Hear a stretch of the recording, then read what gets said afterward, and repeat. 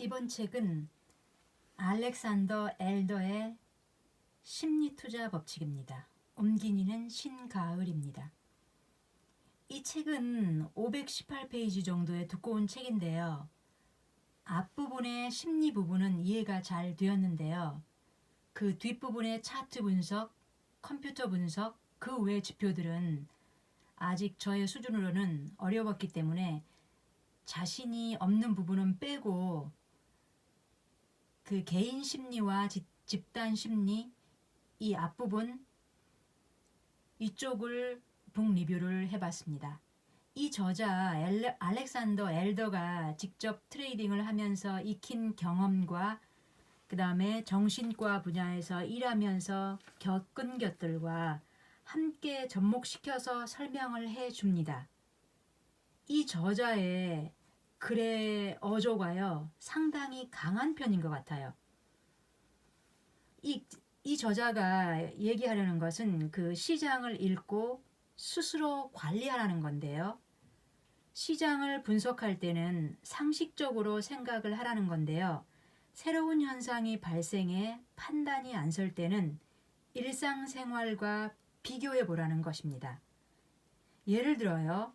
그 큰 폭으로 하락한 시장에서 매수 신호가 발동할 때 혹은 소폭으로 하락한 시장에서 매수 신호가 발동할 때 언제 매수해야 할까 이럴 때요. 계단에서 굴러 떨어졌는지 3층 창문에서 떨어졌는지 상상해 보라는 겁니다. 만약 계단에서 굴러 떨어졌을 때는 금방 털고 일어설 수 있지만 3층 창문에서 굴러 떨어졌을 때는 회복 시간이 필요하다는 것이죠. 즉 낙폭이 큰 하락 이후 갑자기 급등하는 경우는 거의 없다는 것입니다. 트레이딩에 성공하려면 그 세 가지 버팀목이 필요한데요. 첫째, 이 황소와 곰 중 어느 쪽이 주도권을 잡고 있는지 분석해야 된다고 합니다. 그 황소의 강세장인지 곰의 약세장인지 파악하라는 겁니다. 그 상승하는 시장은요. 매수자가 탐욕을 부리고 매도자가 두려움을 느낄 때입니다. 이때 그 황소들이 싼 값에 사려고 몰려 들어옵니다. 그럼 황소들이 공격적으로 변하면 그 싼 값에 사는 것보다 상승세를 놓치지 않으려 기를 쓰고 황소들이 탐욕을 부리는 동안은 상승이 지속된다고 합니다. 얼마나 가파르게 상승했느냐는 이 거래자들의 심리에 달려 있는데요. 그 사려는 사람들의 욕심이 팔려는 사람들의 두려움보다 약간 강하면 조금 오르고 그 사려는 사람들의 욕심이 팔려는 사람들의 두려움보다 매우 강하면 많이 오른다는 것이죠. 그 이때 기술적 분석은 살 사람들이 언제 힘을 잃게 되는지를 살피는 거라고 하는데요. 반대로 그 사려는 사람들이 잔뜩 움츠리고 이를 알아차리고 팔려는 사람들이 계속 물량을 내놓으면 하락은 지속된다는 거고요. 이때 완벽하게 이성적으로 행동하는 트레이더가 드물기 때문에 감정에 따른 행위가 무수히 존재한다는 겁니다. 그래서 공포와 이 탐욕의 파도가 황소와 곰을 휩쓴다는 것이죠. 자, 그 다음 강조하는 거는요. 적절한 이 자금 관리 규칙을 만들고 잘 지켜야 한다고 하는데요. 이 트레이딩은 제로섬 게임이 아니라 마이너스섬 게임이라는데요. 이유는 주식 거래에서는 수수료가 나가기 때문이죠. 항상 살아남는다는 것을 첫 번째 목표로 삼고 그 1회당 최대 액수는 전체 계좌 2%만 하라고 당부를 하는데요. 체결 오차와 수수료까지 포함해서요. 그리고 또 명심할 것은 그 충분히 공부하고 적은 액수로 시작해야 된다는 겁니다. 그 개인 심리에서 사람들은 힘들어지면 자유고 독립이고 다 포기하고 강력한 지도자를 찾아 나서고 그 힘든 상태에 있는 트레이더들은 종종 지도자들에게 조언을 구하게 된다고 합니다. 그러나 그 이성적인 트레이더라면 지도자가 나를 부자로 만들어주지 않는다는 사실을 깨달아야 한다는 거죠. 저자도 그 수많은 우여곡절을 겪고 그리고 승리의 열쇠는 컴퓨터가 아니라 자신의 머릿속에 있다는 것을 깨달았다고 하는데요. 그 군중의 바다에 뛰어드는 것을 피하기 위해서는 그 마치 그 그리스 신화 속에 나오는 오디세우스 그 마녀 사이렌의 아름다운 노래에 홀려 바다로 뛰어들지 않기 위해서 그 자신의 동료 선원들에게 그 돛대에 자신의 몸을 꽁꽁 묶어달라고 했던 그 오디세우스 있잖아요. 그 오디세우스처럼 미리 화창한 날에 트레이딩 계획과 자금 관리 규칙이라는 돛대에다가 자신의 몸을 꽁꽁 묶어야 살아남을 수 있다고 강조합니다. 그리고 트레이딩 계획을 잘 지키도록 훈련해야 하며 시장이 주는 짜릿함에 도취되지 않도록 해야 한다는 겁니다. 그 알코올 중독자들의 모임을 예로 들어서 강하게 설명을 하는데요. 그 손실로 계좌가 깡통이 된 그 트레이더와 알코올 중독자 사이에는 놀라운 공통점이 하나 있다고 하는데요. 이 알코올 중독자가 독한 술 대신 맥주로 바꾸어 문제를 해결하려는 것처럼 이 트레이더는 트레이딩 전략만 계속 바꾼다는 겁니다. 패자는 자신이 시장에서 통제력을 상실했다는 사실을 받아들이지 않는다는 겁니다. 그만큼 이 트레이딩은 중독성이 강하다는 것이죠.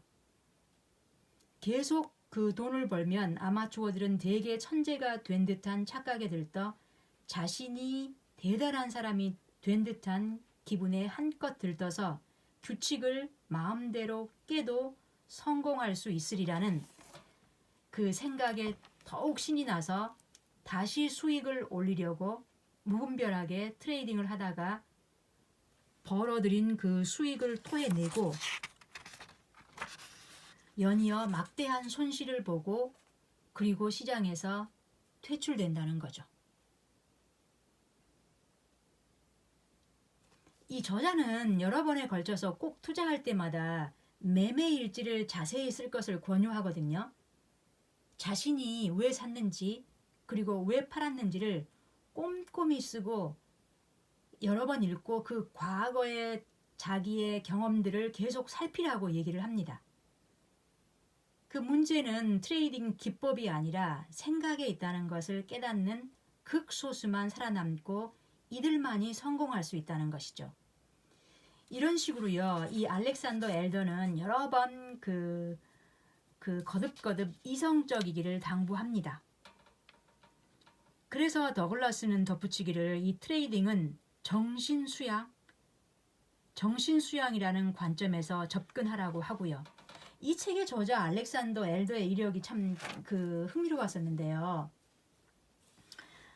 이 작가는 구소련의 레닌그라드에서 태어나서 에스토니아에서 자랐고요. 그리고 16살에 의대에 들어가서 졸업 후 선의 배에서 일하는 의사 있잖아요.